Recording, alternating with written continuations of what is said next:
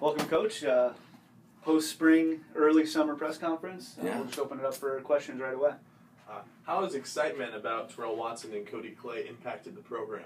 Oh man, it's exciting just to see our guys have the opportunity to take it to that next level. The scouts, the NFL comes through every single year, and every year you're coaching your guys to be the absolute very best in their skills that they do. And with two guys like Cody and Terrell being recognized in the way they have and signing NFL contracts, it's really exciting. And one of the things that helps out just for our players, and you go to college for opportunities, and really that's the crux about why somebody wants to go to college. Me, personally, I was someone who's first to graduate in my family in college, and it's all about that opportunity. So I haven't lost that ethos about what is school about, and so having access to the absolute most opportunities possible is when you choose a school. And what the Terrell and Cody signing with the NFL, I think it would just puts a real stamp on. You can really have it all here at Azusa Pacific, and so we're happy. It's great for the program. Our guys got just as great a chance to go play the next level as anywhere else, and so we're pretty fired up for these guys. Coach, you've had an impressive signing class, trying to win your third straight GNAC championship. Yes. And even beyond. What excites you the most about this set of newcomers coming in this year? I tell you what excites me the most is just the who these people are, who the guys are. Our coaching staff, they do an extremely great job of doing the research behind the players, finding that right fit, finding that it factor. There's a lot of good talent out there, and there are guys who have the measurables, but in the interview process, to be part of what we call that one blood football family, it takes somebody who has that it factor, somebody who has a bigger vision for life, somebody who says, not only do I want to play college football, but I want to be a life champion. And so I want to jump into that building champions while pursuing championships process. So the guys we got coming in are really, I'm excited about the whole class. I know there's some guys I got to mention because we didn't mention their names in the initial signing date, and there were guys we signed afterward, guys like Leandre Jefferson. He's a cornerback out of Mission Oak, and so Leandre is that it factor kind of guy, and so he's an amazing cover skills, physical corner. I think the thing I loved about Leandre the most is just his personality. I could tell just his heart just to be a successful man. So and all these guys want to be that. Going down the list though, Tyler Brown is a transfer coming in from Northern Arizona University. Dad Ron Brown. Played NFL football, and I'm one of the fastest men ever to play the game. And so Tyler comes in, wide receiver, return specialist. He can also line up in the backfield at times. And when you're playing a spread offense that we do, you want a guy like that who can really be a killer in space. And he's got the speed to break it. But back again, when Tyler was sitting in my office, it was just you sense that he was jiving with what we want to do, the life plan we have for them here. So I'm excited for Tyler coming in. Another transfer, and this is where I think you're seeing the program change. Just transfers that want to be in here. They've been at other 4-year institutions, and now they're like, we're looking for that place where we can have it all. Looking for that place that can get back to the true essence of college football.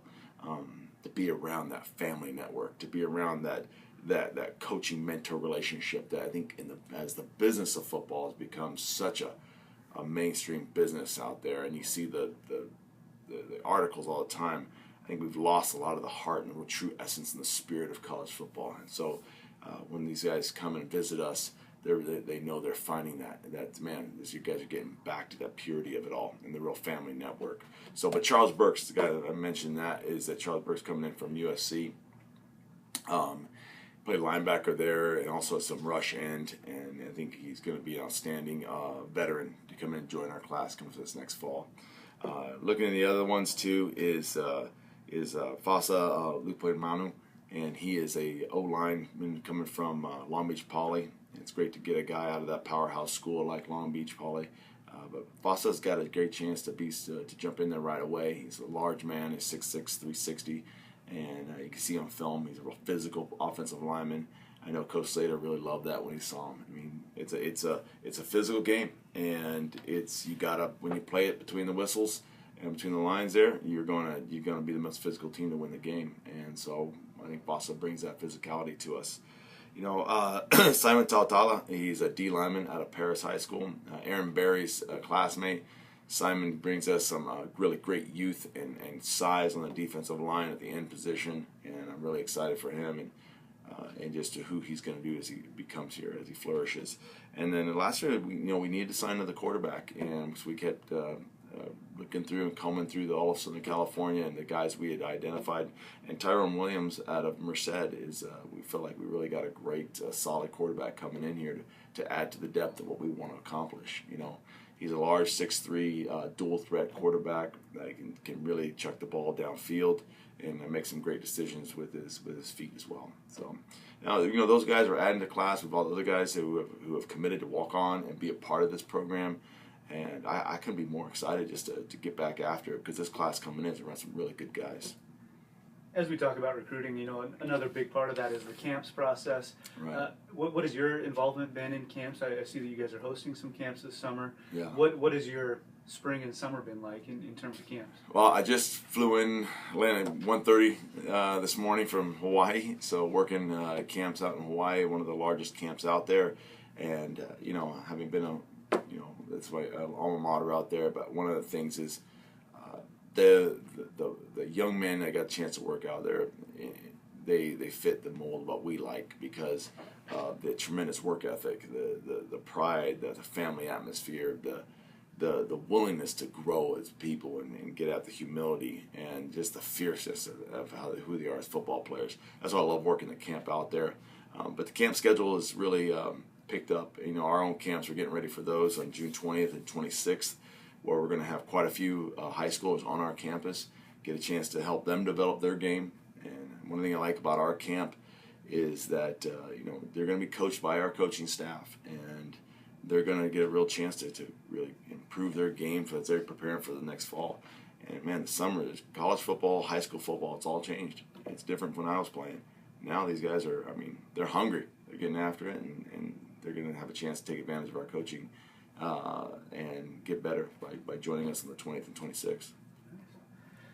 And then we've talked about some of the newcomers, that recruiting process. Let's talk about who's coming back. You guys had your spring practices this spring. I guess we'll start before we get into specifics. Just what were some of the key takeaways for you? Well, the key takeaway that I had was that the program has some very good depth in it. And the question I was always asked is the elephant in the room of, hey, Terrell Watson is gone. What are you going to do? Well, Terrell is no doubt go down as one of the best players to ever play the game here, and he's one of the best players to play in college football. But what Terrell left behind was the legacy of it takes a team to be successful, and he'll be the first one to tell you that his success comes a lot to do with Cody Clays, the rest of the O-line that we have. We have a great O-line nucleus coming back. We've got a great quarterback nucleus coming back in Chad Jeffries and Andrew Elfers. We've got the wide receivers. There's a core nucleus coming back there. Now, our newcomers coming in, we're going to count on them right away. Our newcomers out there, we're expecting them to get themselves ready this summer to compete to play right away because there's opportunities here.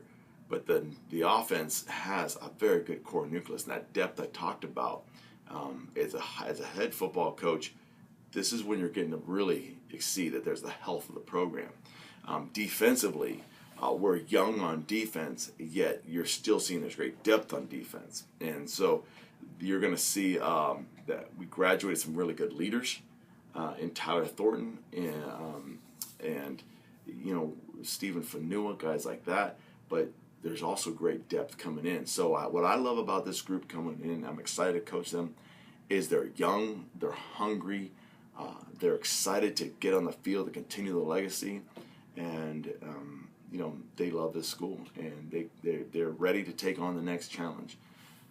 I don't sense any entitlement at all. And one of the things about our Building Champions While Pursuing Championships program is our guys are very aware is that, hey, you have to just win today. Yes, and life is not linear. Because you did something last year doesn't mean automatically you're going to get this one tomorrow.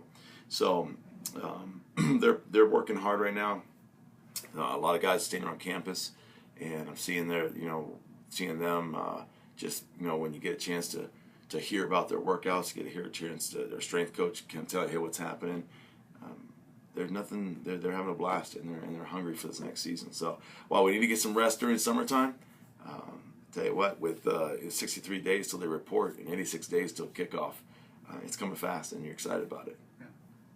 So you're going to your second full-fledged NCAA season.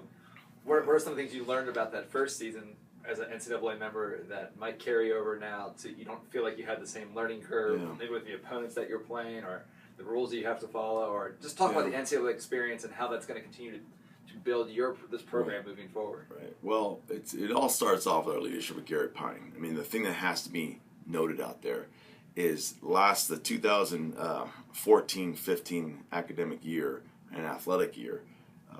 That was our first eligible season for postseason in the NCAA. Well, Azusa Pacific University was the first school in history to be at the highest ranking in the Directors Cup. We are one of the bona fide best athletic departments in the whole country. From having all the Directors Cup championships from the NCAA going into this to already now being a player and showing some dominance in Division II. It's no brag, just fact. Is that Gary is leading a pretty dominant athletic program, and I think it starts with just the ethos of our relationships and how the coaches coach the players and the family network and just the pursuit of God honoring excellence throughout the whole department. That fires me up to go to work every day. Now, back to the original question of what have I learned is that you got to go to work every day because this is a competitive landscape. But that's just life, though. You never arrive in life. You got to wake up hungry, get after it. During summertime, one of the nice things, my kids and I kind of get caught up on our National Geographic TV shows and watching one of the animal fight nights, whatever. And most amazing lesson you learn, even the cute and cuddly koala bear, he wakes up and every day he's got to fight for it, got to go. So who would have thunk that they have to do that? So, I learned that you just got to compete every day, treat people right every day, realize that I've got a lot to keep growing every day. Take responsibility when you fall short and get excited for that next opportunity to grow and learn from it. So, the NCAA football Division II is a blast to be around, and our kids, especially playing here, have a first-class experience. So we're lining up the plane flights. We're lining up all the cleats and uniforms and the different uniform combinations that are rumored to come out. It's exciting to see what's going on, and I tell you, it helps me have a real vigor for life because you got to be excellent every day and just keep growing. Okay, tell me a little bit about the offense. What is that going to look like this year? I mean, you lose a 2,000-yard rusher. Things are going to look a little bit different. Do you go? I'm sure you've heard this question before, but how do you replace Terrell? What is that offense going to look like come September 3rd? Well, the staff at the Naval Academy are really good friends of mine, so we're going to put the triple option in now, and I think we'll be okay. No, I think it's. They are good friends of mine, but it's our system, and Coach Carlton does a really good job. It's we believe you have to find a way to put your players in the best position. So when we have that first complete staff meeting after everyone's reported, we have really good plans of evaluating the talent. But my commitment to the team and the staff's commitment is we say, guys, it's no different than us setting sail in a ship to go to find new land. Those are our guys, and we have what it takes. When we set sail, those are our guys. So we're still a spread gun run offense, and the guys coming in now, I think, helps us to adapt, especially with the quarterback position, to really begin to air it out more, some things, to be able to put some different styles of runs in, to take the run plays that we did have, adapt some things.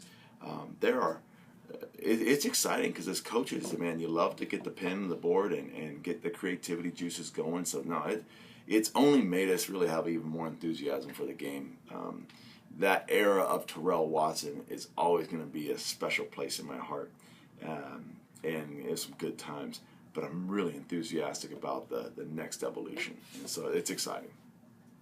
As you talk about that evolution, you've got an interesting mix of returners coming back. You've got, yes, you lose Terrell, but you have the APU single-season record holder for completion percentage, Chad Jeffries, coming back. Right. You've got most of that offensive line that you talked about having a lot of strength and depth coming back. You've got some playmakers on the outside. And then defensively, like you said, you were a really young defense last year. Right. And yet you've got to replace some guys in the secondary. So what does that look like in the fall? How do those positions translate into what you guys want to do? Well, when your comment speaks to what I really am proud about for this program and for the plan that we've had in place is that, we have been heavy high school recruiting. You have been heavy targeting those it factor guys that you feel like, you can trust them a lot earlier. And yes, they're, quote, young, but because they're such quality people, because they're hungry to grow as men. Not perfect by any means, they're always under construction while they're with us, but they want to compete, and you feel like they have the athleticism to play at this level, and you're excited to put them out there. The next star is always coming up, and that's college football. Every coach has to be able to replace a class, and I just go back to it's an exciting time to be a part of this. Yeah, those records are great, but records are always meant to be broken, and so all it does is pushes the standard up even more so that everybody can be a little hungrier. And I believe we got to push standard even out further. And the best is really yet to come. And, this program makes no apologies. And we're about being the most dominant football program in the country in this whole landscape that we're given. And I always say all the time is we're not asking permission to be great. We're going to continue to be just like the machete in the jungle. We're trying to take land and cutting through. Challengers are always out there, but the brand and the spirit of Azusa Pacific football and Azusa Pacific University is alive and well, and we're looking forward to taking that 2015 campaign out there. Great. Thank you, Coach. All right, thank you.